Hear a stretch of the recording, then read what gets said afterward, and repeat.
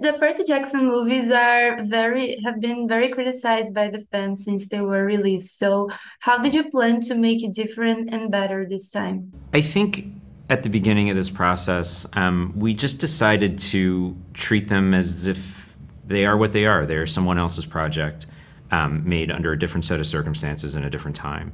And to start from scratch and really start with the book and try to imagine off the page what's the best version of this? What's the best version of this story and this show to create an experience for a fan of the book that feels like what they want it to feel like, that feels like the kinds of things that they experience while reading it.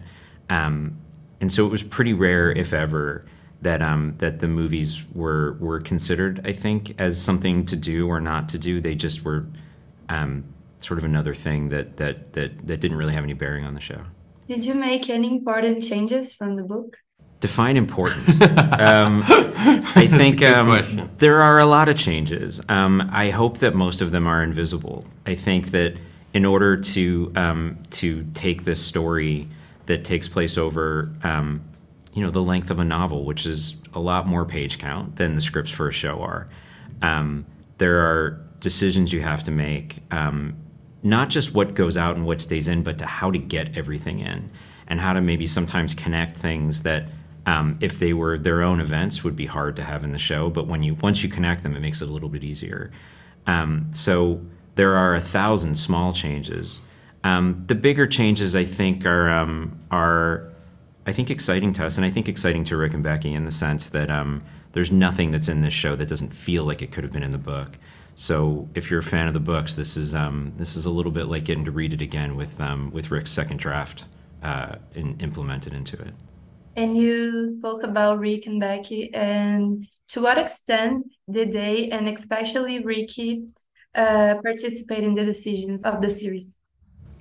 I mean, from day one, I mean, it was a pretty incredible experience. We started the development process with Rick and Becky during COVID. And what was nice about that was just that we were in this little bubble where the four of us on Zoom every day could just talk about this story without a lot of outside pressure on timeline. We just got to dig really deep and talk about the themes, talk about where each little thing came from. And to spend that kind of time with them was essential. It also built a relationship moving forward. And so they were really there from minute one all the way through to today, to this thing coming out on set, casting decisions in the writer's room every day. So it was really essential to have them in the mix for every aspect of building this. And what do you think the fans will like the most? I think if you're a fan of these books and your hope was that when it was adapted in a way that felt cared for, and that felt like the people who were making it, not just the producers, not just in the writing or the directing, but everyone involved in the crew and in the production of this loves this story as much as you do. I think that comes across, and I think the experience of watching this show is something that should feel comfortable in that way. And then I think we also, the very simplest, we can't wait for everyone to see these three kids. They're so awesome.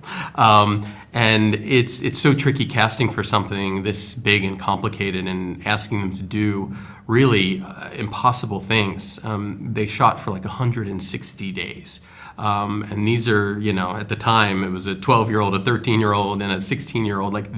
It was a lot to ask when they have homework and school and everything else. But these kids were so all in. And we still, as we watch it now that it's finished and ready for the world to see, we're still blown away by the depth of these performances by these three. Whoa.